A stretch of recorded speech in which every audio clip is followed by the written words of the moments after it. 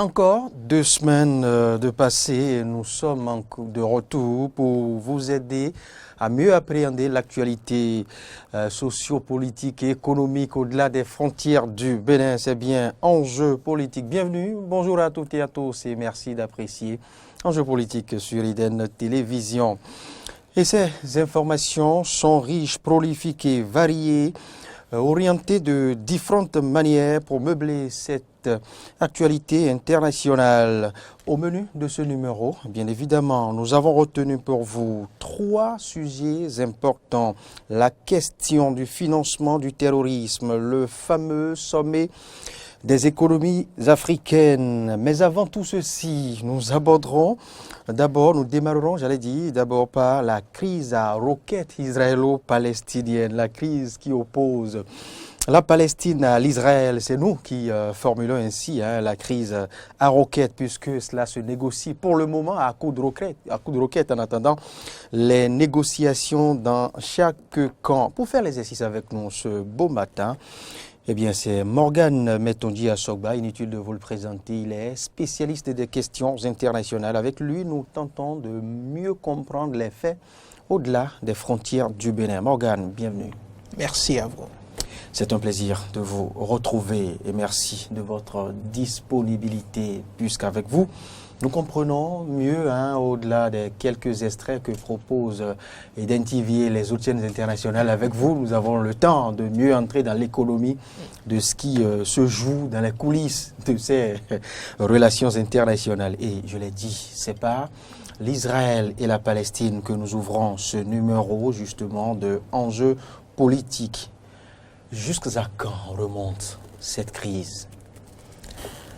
Déjà, je dois saluer votre ingéniosité dans la qualification de cette crise, qui est la crise à roquettes.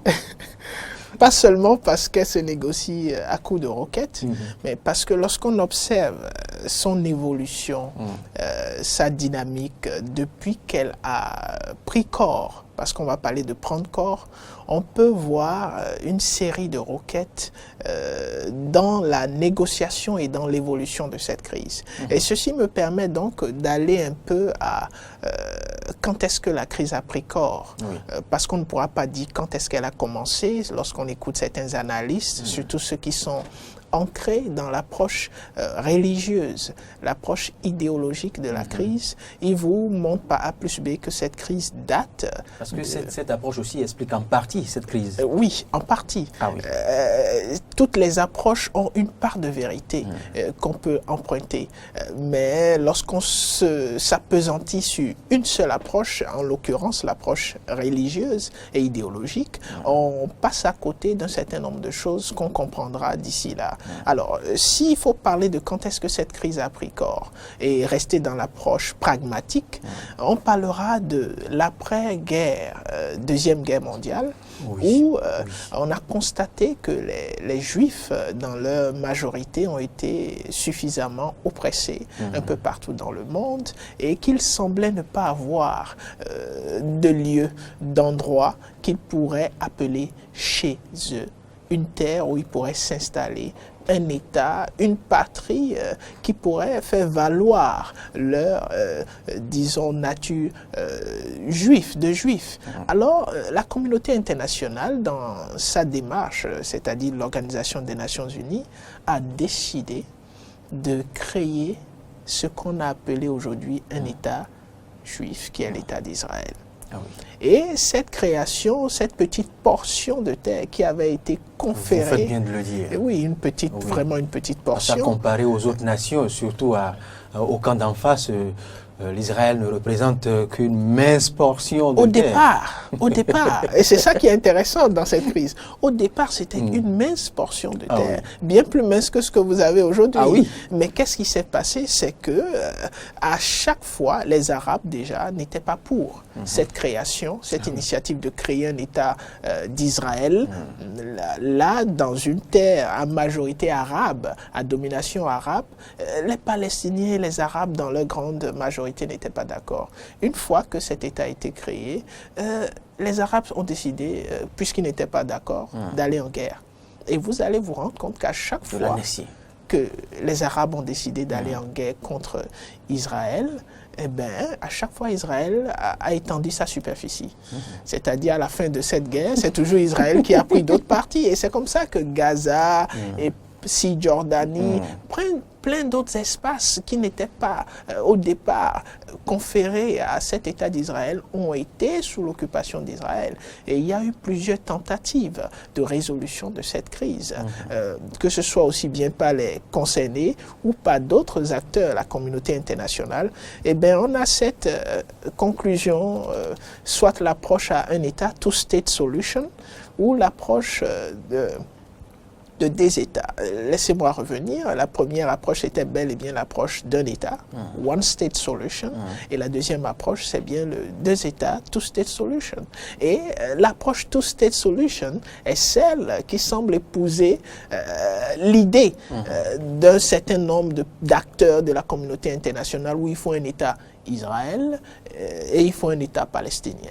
Donc la Palestine et l'Israël, maintenant, il faudrait qu'ils trouvent un accord d'utilisation de cette terre qui pose problème, qui est Jérusalem. Et lorsque vous regardez un peu les raisons qui ont ravivé cette crise, c'est bel et bien l'expulsion de quelques Palestiniens, quelques Arabes, d'une partie de Jérusalem qu'ils estiment aussi mériter vivre dans cette partie de Jérusalem. Donc vous avez voilà un peu la jeunesse de cette crise qui date déjà depuis l'après 1945, juste au lendemain de la Deuxième Guerre mondiale, en perspective de réparation qui n'était pas forcément acceptée par les Arabes.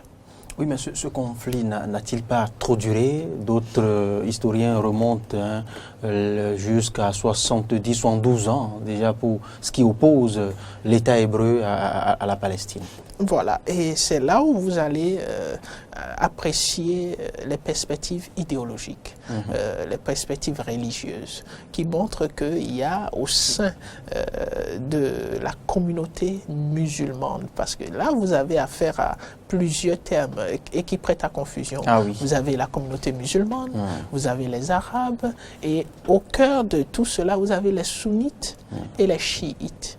Donc vous avez et chaque groupe, en l'occurrence les sunnites et les chiites, ont une perspective de l'islam qui est plus ou moins légèrement différente. Ils ne conçoivent pas la religion musulmane de la même façon et ont des façons de procéder plus ou moins aussi différentes, sinon contradictoires. Donc ce qui fait que vous avez cette idéologie qui montre que la crise ne date pas que de la création de l'État d'Israël.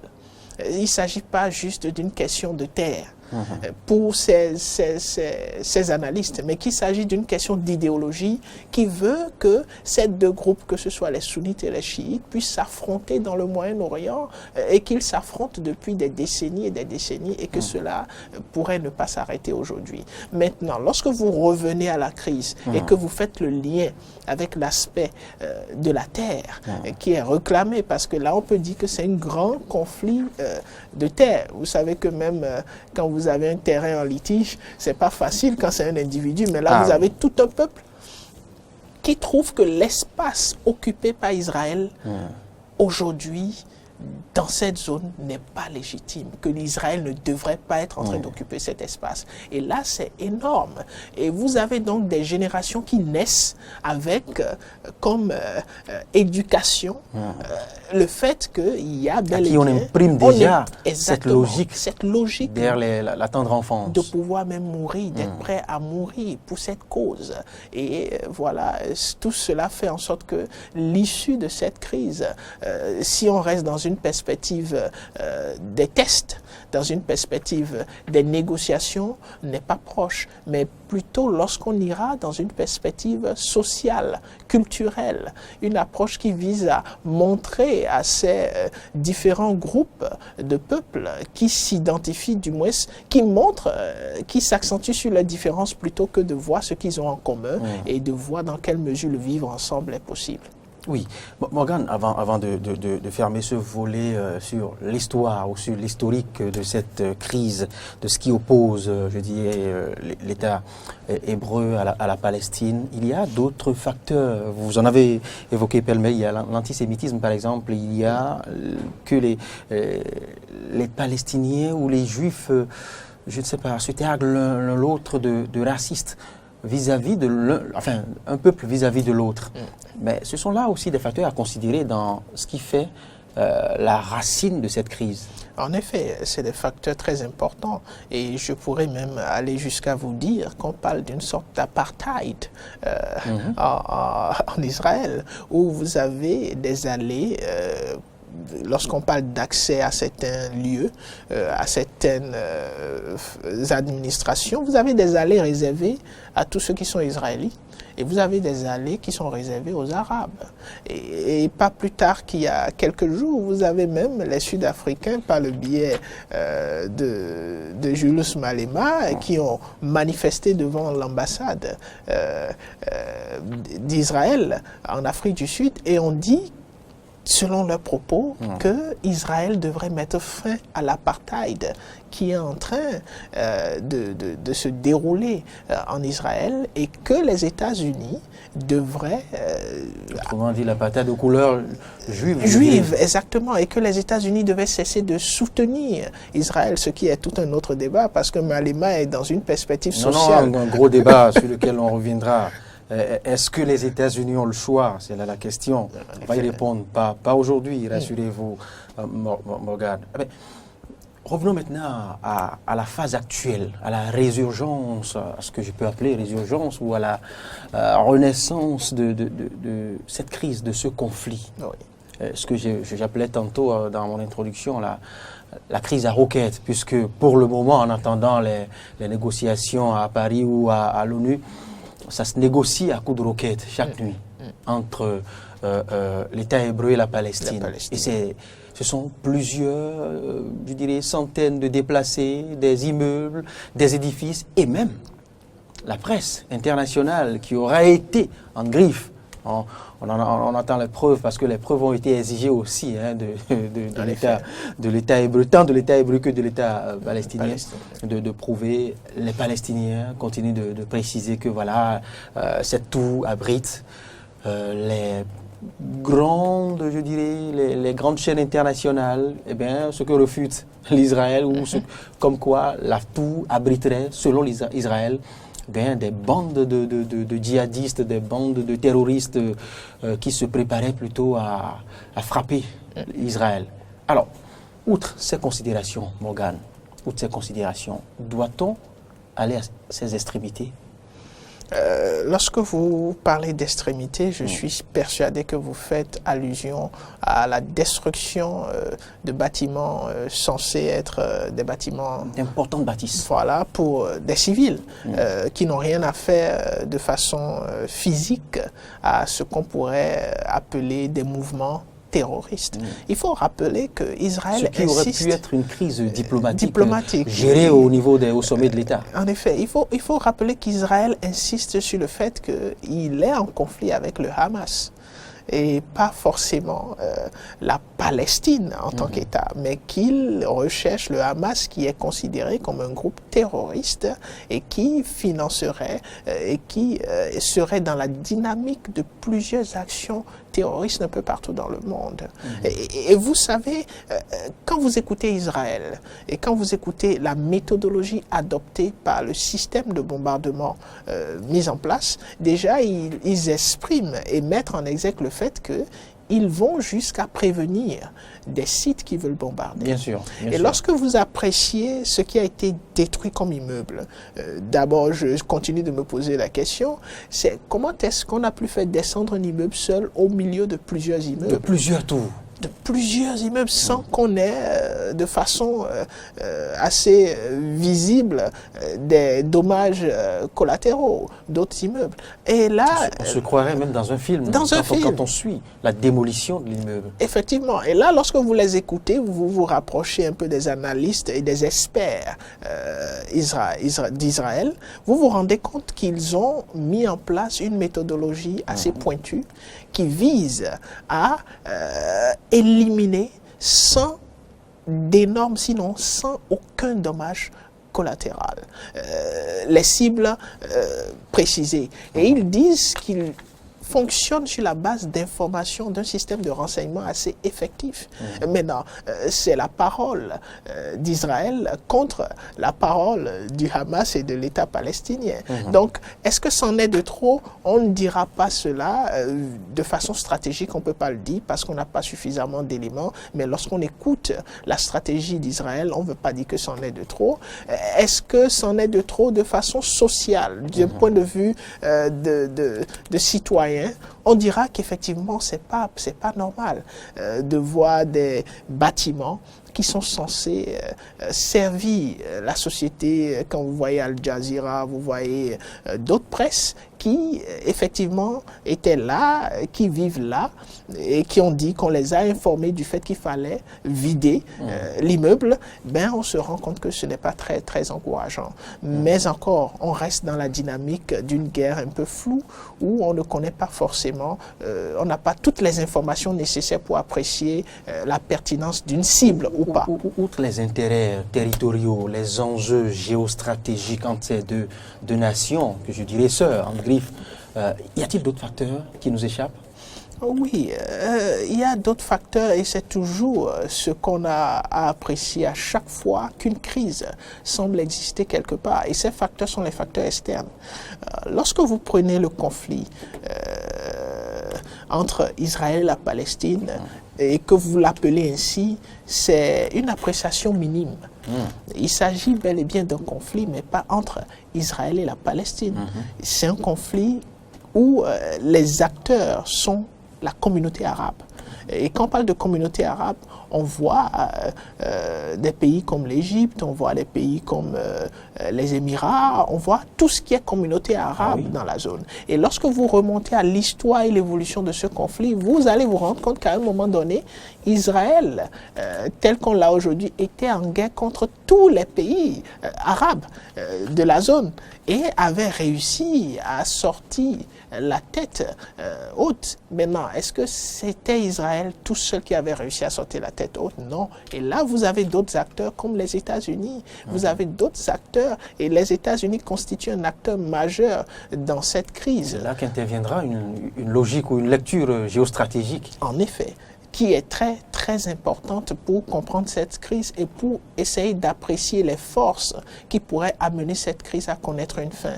Une crise entre Israël et la Palestine sans les interventions des acteurs externes tels que les autres pays arabes, tels que les États-Unis, dans le processus de résolution est probablement vouée à l'échec. Et lorsque vous regardez ce qui se passe au sein du Conseil de sécurité des Nations Unies, vous avez la difficulté de ce Conseil de sécurité des Nations Unies à pouvoir faire ressortir, prendre des décisions visant à appeler ne serait-ce qu'un cessez-le-feu. Pourquoi? Parce qu'il y a un seul État qui pose son droit de veto, les États-Unis, qui plus de 4 fois ou 5 fois déjà ont posé leur droit de veto et ont bloqué la déclaration du Conseil de sécurité sur cette question de cesser le feu qui est immédiat, en écoutant Israël qui dit qu'il ne cessera le feu que lorsqu'il aura atteint un certain nombre d'objectifs en matière de rendre le Hamas très, très inoffensif.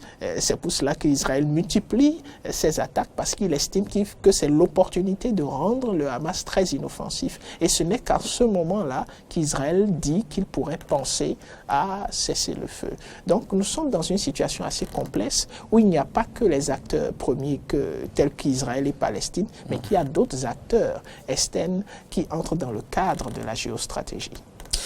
Mais jusqu'à quand la fin de ce conflit qui oppose Israël et la Palestine, Morgan Metonji Assogba? On se rappelle qu'il y avait eu par le passé des tentatives de règlement de conflit. On se souvient encore le 26 mars 1979 entre le président à l'époque, le président américain à l'époque Carter et Anwar Sadat, l'américain, et Benaïm, le président égyptien, qui avait eu une première, je dirais la première clause entre un État hébreu et l'État palestinien. Mais des années plus tard, on semble retomber encore. C'est comme si on revit la récurrence et que on semble avoir oublié tous ces efforts de la communauté internationale et de tous ces États que je venais de citer tantôt.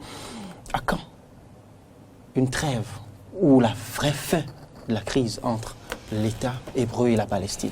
C'est une question très difficile, mais aussi facile.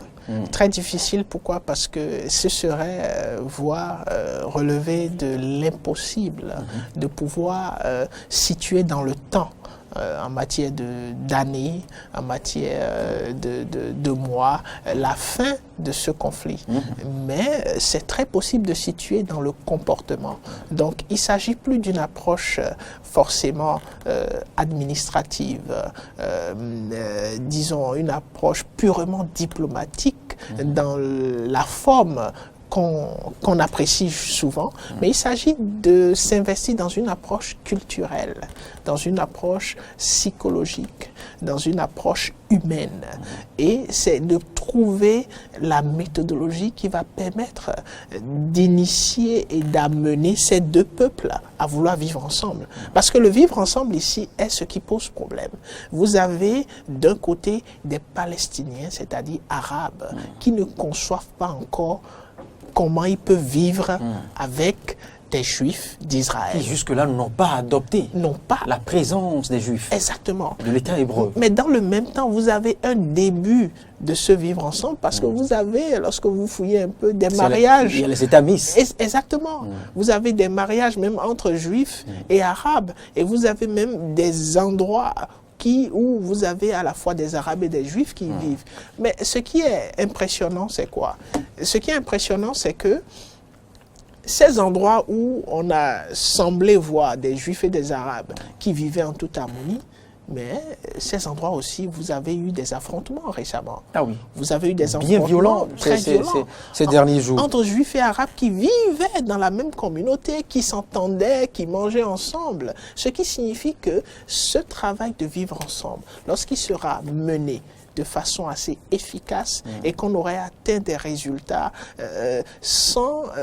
avec des cicatrisations qui n'ont plus de douleur. Parce que qu'est-ce qui fait que après quelques années, on revoit tout ressurgit? C'est parce qu'il y a eu des cicatrisations, mais que la douleur est restée dans ces plaies-là et qu'à la moindre étincelle, les violences reprennent le dessus. Donc, lorsqu'on aura atteint ce niveau de vivre ensemble entre les Arabes et les Juifs, on pourrait aussi avoir une fin de cette crise. Mais pour y arriver, il faudrait qu'on ait des leaders qui comprennent cette nécessité et s'asseyent ensemble à la table de négociation pour mettre en place des systèmes qui vont réellement apporter ce cadre de vie favorable à la paix entre les Arabes et les Juifs. Et parlons justement de négociations, comme vous l'évoquiez tantôt. On a vu l'Égypte aux premières heures de cette crise, depuis près de 100 ans maintenant, en pôle position des pays négociateurs, des médiateurs, et l'Égypte continue de l'être encore jusqu'à ce jour. Le président égyptien est actuellement à Paris où il était pour tenter de négocier ou un début, je dirais, de jeter les bases d'une négociation relative à cette crise. Il va rencontrer le président français et bien d'autres. L'Allemagne aussi s'est quelque peu positionnée, la Jordanie, le Qatar et autres. Mais qu'est-ce qui, jusque-là, n'a pas marché? Qu'est-ce qui n'a pas marché? Alors, ce qui n'a pas marché, c'est la difficulté de satisfaction ou de prise en compte des intérêts de chaque acteur.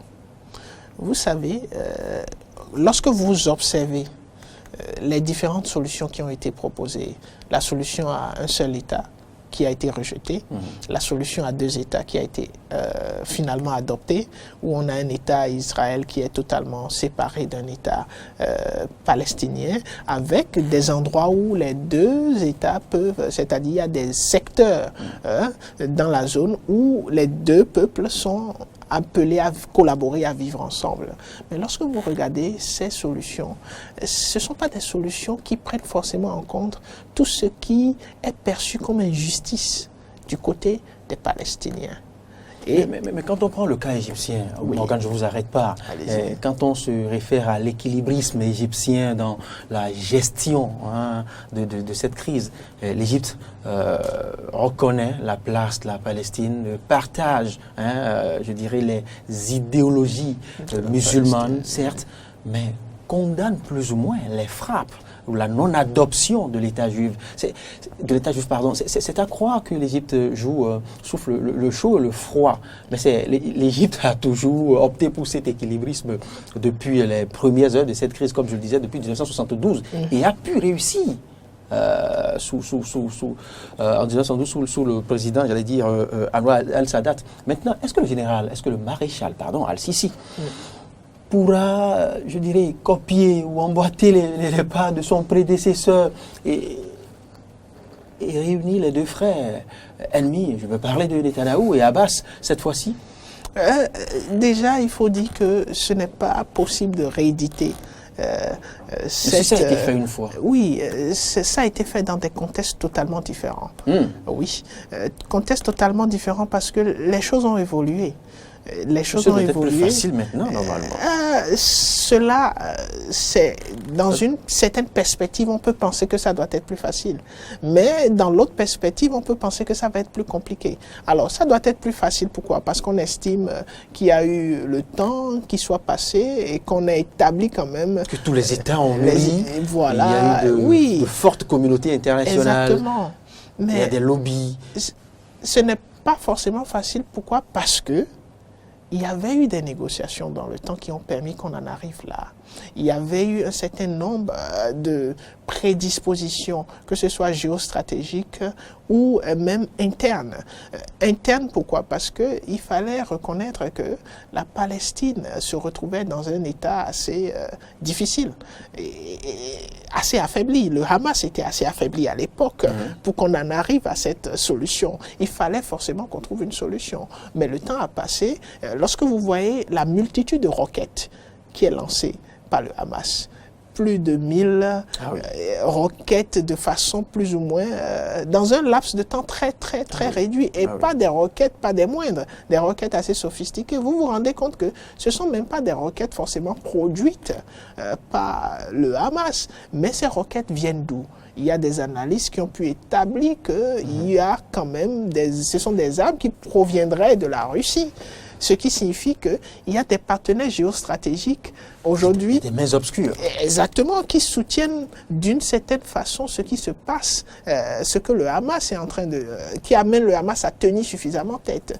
Donc, ça devient plus complexe aussi. Pourquoi? Parce que il y a eu des développements géostratégiques sous le président Donald Trump, où le président Donald Trump a amené un certain nombre d'États arabes à adhérer à l'idéologie, à sa façon de faire par rapport à cette zone-là, et qui est le soutien à Israël. Qu'on le veuille ou non, il y a certains États arabes qui ont dû, parce qu'il y a eu forcément des concessions diplomatiques, rejoindre cette dynamique d'Israël. Mais le truc qui est très pertinent, c'est quoi? C'est que vous avez affaire à un peuple qui, lorsque la question de conviction et d'idéologie se pose, peut se retrouver dans une situation complexe où ils vont même décider de ne plus aller dans le sens de ce qu'ils auraient pu avoir comme accord. Et le comportement, sinon, le comportement des pays arabes est quelque chose qui est à observer de très près. Les condamnations viennent plus ou moins d'un peu partout pour décrier ce que fait Israël. Donc, lorsque vous regardez le positionnement... C'est le cas du Liban, par exemple, qui s'est invité dans la danse... qui a essuyé aussi des roquettes. Exactement.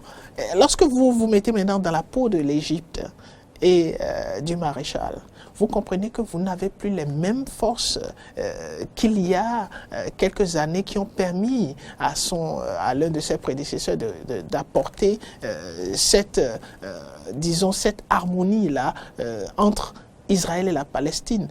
Aujourd'hui, le monde a connu une période de crise économique qui a affecté tous ces pays, y compris l'Égypte. Et l'Égypte, aujourd'hui, soit va se retrouver dans une dynamique où il faudra choisir entre l'approche purement stratégique et diplomatique ou l'approche purement idéologique et de conviction.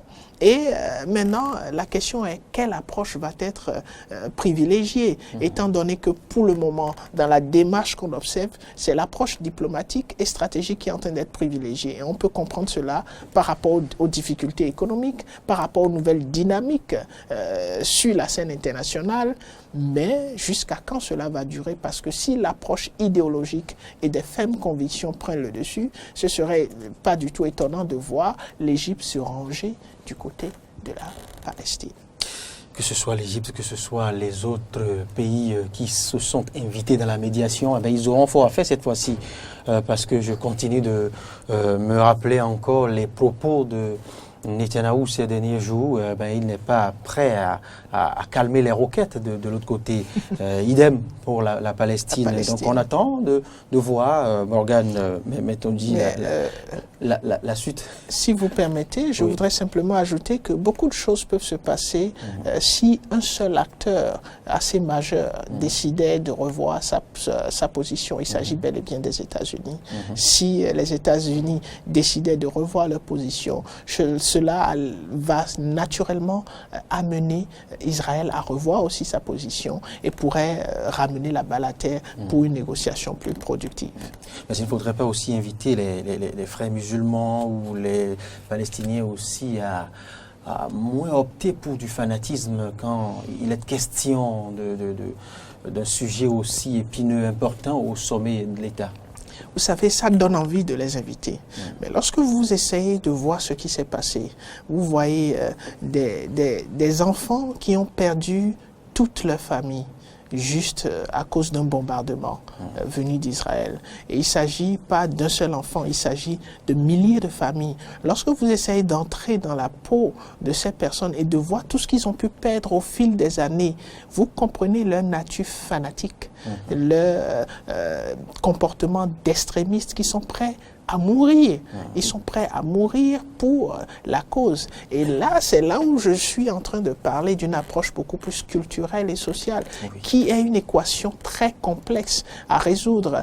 Même si on venait à s'asseoir et à avoir des accords, à signer des accords, cesser le feu, à mettre la mise en œuvre de ces accords sans avoir pris en considération la dimension culturelle et humaine de toutes ces pertes en vies humaines qu'a connu la Palestine va être assez compliqué pour la résolution de ce conflit. Morgane Métonji Assogba, on va y revenir, rassurez-vous, les tout prochains jours. On continuera de suivre la position de Abbas et de Netanyahou de l'autre côté. On n'a pas évoqué aussi les ennuis politiques de Benjamin Netanyahou qui passe de très difficile moment au plan politique. On va y revenir pour parler de ça. Mais maintenant, puisque le nombre de minutes qui nous reste ne nous le permet pas pour autant, abordons les deux autres questions importantes, à savoir la question du financement du terrorisme sur le continent africain cette fois-ci. On revient sur le continent africain. Et après, le fameux sommet des économies africaines pour terminer. Alors, on revient sur le continent et plus précisément, on va gagner maintenant le Sahel. Parce que qui dit terrorisme, qui dit djihadisme sur le continent parle beaucoup plus de la zone Sahel. Morgane, il n'est point un secret, cela ne fait plus l'ombre d'aucun doute que les djihadistes, les nombreux camps de milices et autres sont nourris par des lobbies, des multinationales et même des États soupçonnés ou des mains obscures. Mais que gagnent ces États à financer le terrorisme? Une grosse question. J'aimerais bien me retrouver en face de ces États et leur poser la question. Mais oui, c'est assez compréhensible. Alors, les États n'ont pas d'amis. C'est un principe des relations internationales. Les États ont des intérêts, uniquement des intérêts. D'où la légitimité de la question de savoir qu'est-ce qu'un État a gagné à financer le terrorisme. Tout dépend de l'intérêt que recherche cet État sur le territoire concerné.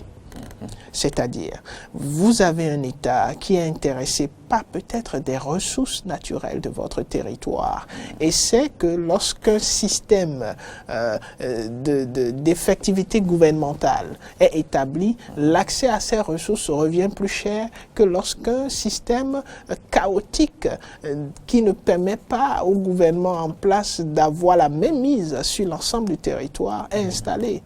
Donc, qu'est-ce que ce gouvernement va faire puisqu'il n'a que des intérêts? Il va se lancer dans une sorte de financement de ce terrorisme, pas de façon officielle, mais de façon assez... de manière insidieuse. Exactement, de manière assez insidieuse. Et c'est ce qui pourrait expliquer le comportement d'un certain nombre de ces États soupçonnés de financer le terrorisme. Alors, donc, la déstabilisation d'une certaine aile du continent dont il est question peut s'expliquer par des intérêts géostratégiques, des intérêts de certaines nations qui, je dirais, lorgneraient les ressources minières ou la position même de l'État. L'État peut disposer de ressources minières, mais compte tenu de sa position, compte tenu, je ne sais pas, de l'accès à la mer, de la facilité d'accès aussi à ces terres, eh bien, cela peut nourrir des ambitions, cela peut nourrir des appétits, je dirais, de mécènes. En effet, déjà, ce que vous pouvez garder en tête par rapport à ces intérêts, il faut dire que ce n'est plus lorgner les ressources. Les ressources ne sont plus lorgnées. C'est déjà établi dans la pratique que les ressources sont même, d'autres parlent de piller.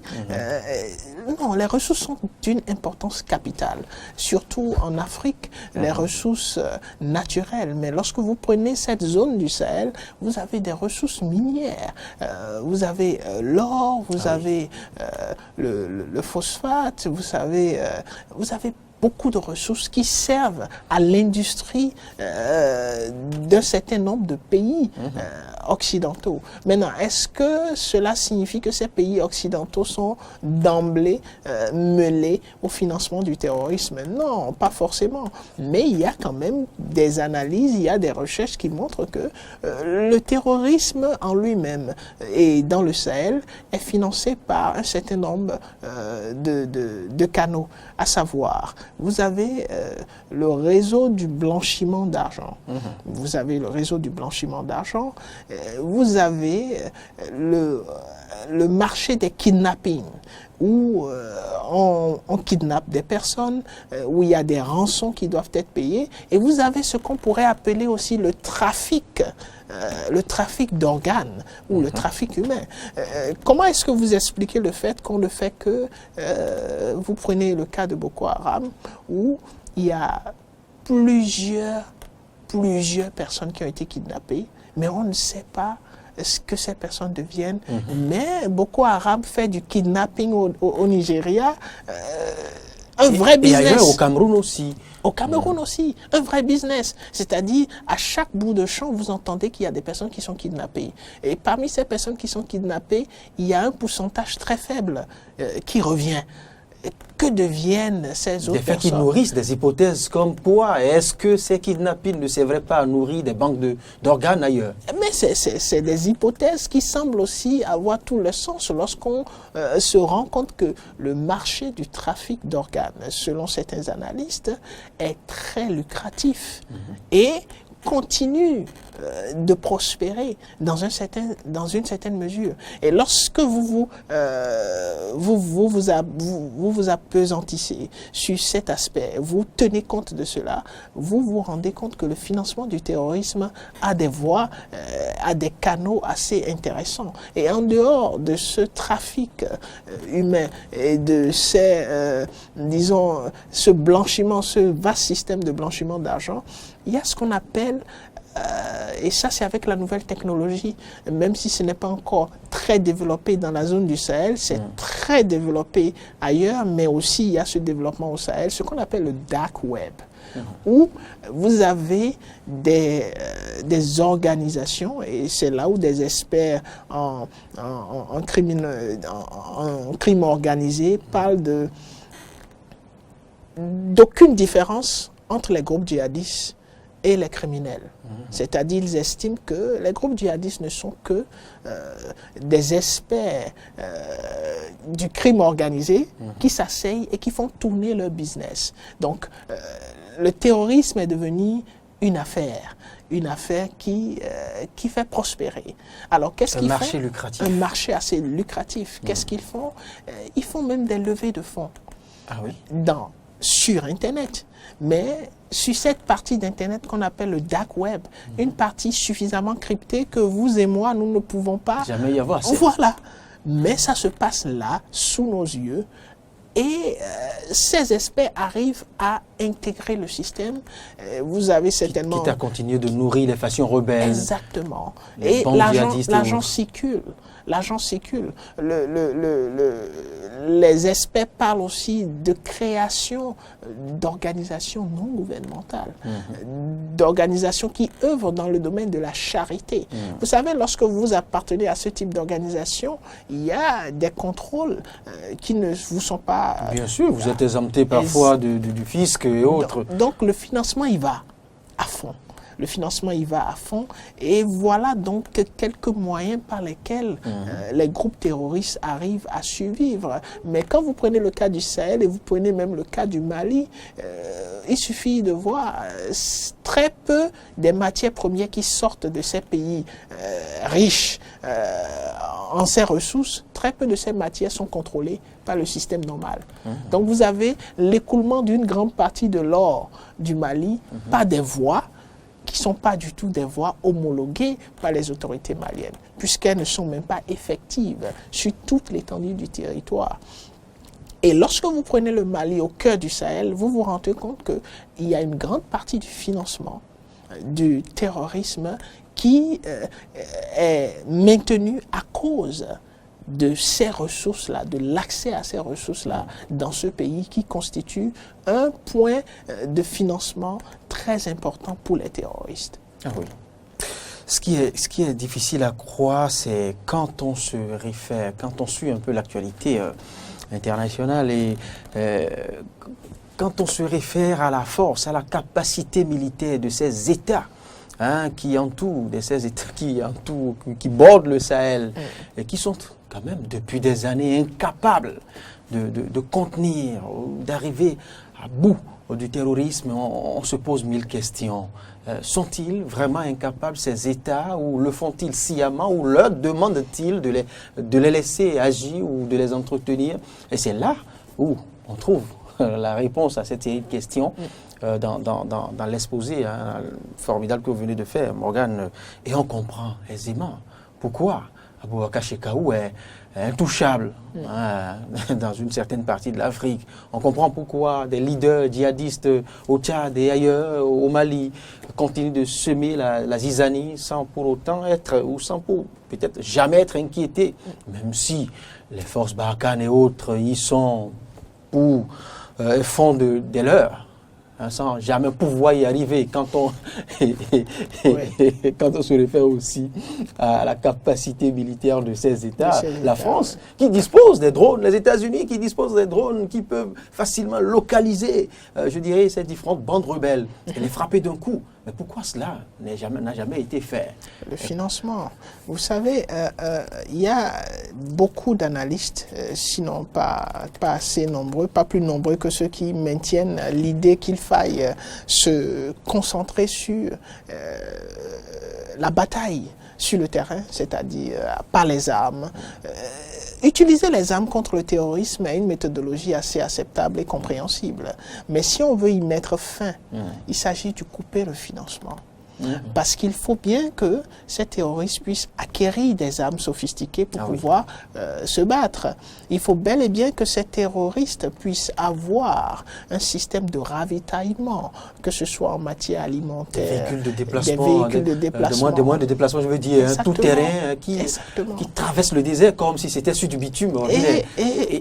C'est pertinent, en fait, cette question. C'est très pertinent. Donc, quand on suit l'actualité, on se dit, mais attends, et ce sont des véhicules neufs. Ces véhicules-là sont largués dans le désert ou quoi? Sophistiqués. Ces véhicules viennent d'où? Et ces véhicules proviennent de certaines firmes dont on connaît la source. En effet. Donc l'acquisition, le processus d'acquisition de ces véhicules, comment ça se fait? Qu'est-ce qui expliquerait? C'est tout un tas d'éléments qui mériteraient quand même que les services de renseignement de tous ces pays qui sont en train d'investir des milliards en matière d'armement, en matière d'équipement, en matière de formation des militaires qui sont sur le terrain, si leurs services de renseignement pouvaient investir autant dans la traçabilité de financement et s'arranger pour couper le financement des groupes terroristes, ce serait déjà un début de fin. Même si ce ne serait pas la fin immédiate, ce serait un début de fin. Mais nous sommes dans un monde assez dynamique. Maintenant, peut-on tracer ces sources de financement sur le continent? On sait que quand on se rappelle le mode de fonctionnement de l'EI, encore là, c'est toute autre organisation à la taille d'un État, comme l'indique justement l'intitulé de l'organisation, l'État islamique. Al-Baghdadi s'est doté d'un gouvernement, de ministres, de premiers ministres. Et c'est vrai qu'il a su bien s'organiser. Enfin, à une certaine époque, maîtrisait une certaine zone hyper riche en pétrole et autres. Là, d'accord, on sait que l'EI a su s'organiser sur cette pratique, se fondant sur les ressources. Cette partie. En effet. Quant au nôtre, enfin, pas au nôtre, quant aux djihadistes sur le continent africain, eh bien, ce sont des bandes éparses, différentes ailes. Pas aussi éparses que vous pouvez le penser. Pourquoi? Parce que ce sont des bandes qui ont une interconnexion, c'est-à-dire qui arrivent à communiquer entre elles et qui n'opèrent pas de façon aussi singulière qu'on le pense. Parfois, on a l'impression que les opérations sont coordonnées en ayant telle attaque ici, une autre attaque de l'autre côté. Vous avez l'impression que ce sont des opérations coordonnées. Maintenant, est-ce qu'on peut les tracer? Oui. Pourquoi est-ce que nous disons aussi oui? Parce que c'est bel et bien des systèmes construits par des hommes qui interagissent avec d'autres hommes, même si la majorité de leur interaction aujourd'hui est au travers du système qu'on appelle Dark Web. Mais il y a des experts qui connaissent le Dark Web. Il y a des experts qui ont construit ce Dark Web. Et nous estimons que si d'aventure les leaders arrivaient à trouver le moyen d'entrer au cœur de cette expertise, qu'ils ont les moyens naturellement, ils pourraient, s'ils le veulent réellement, mettre fin au processus de financement. Si ce n'est pas possible de mettre fin, ils pourraient avoir un effet assez réducteur de ce processus et ce serait déjà un très bon début par rapport à la résolution de cette crise. À défaut d'y mettre un terme, ne pas se montrer aussi courageux à la manière Idriss Déby, mais de fonctionner dans l'indifférence totale à la Paul Biya et laisser frapper certaines zones. Non, ce serait catastrophique. Justement, mais c'est ce qui ressort des analyses. Oui. Quand on tente de contenir le mal, on perd sa peau. Pas forcément. Il y a la méthodologie. Vous savez... Mais maintenant, quand on tente de l'ignorer, de faire comme si de rien n'était, comme c'est le cas dans certains États, dans certaines ailes, je dirais, du Cameroun, dans certaines parties de l'Est du Nigeria, dans l'État de Borno et autres, voilà, on reste serein. ça fonctionne, ça coule. Oui, mais peut-être c'est nous qui n'avons pas l'information et j'espère que c'est nous qui ne l'avons pas et que ces leaders sont en train de travailler avec le service de renseignement. Mais ce sur quoi je vais insister, c'est quoi? L'abandon, ou du moins le fait de penser qu'on peut les laisser frapper ainsi n'est pas dans l'intérêt de la paix et de la sécurité qui sont nécessaires pour le développement. Le comportement de certains leaders, oui, de nos leaders. Oui, c'est ce qui transparaît. La vraie question, c'est qu'est-ce qui est?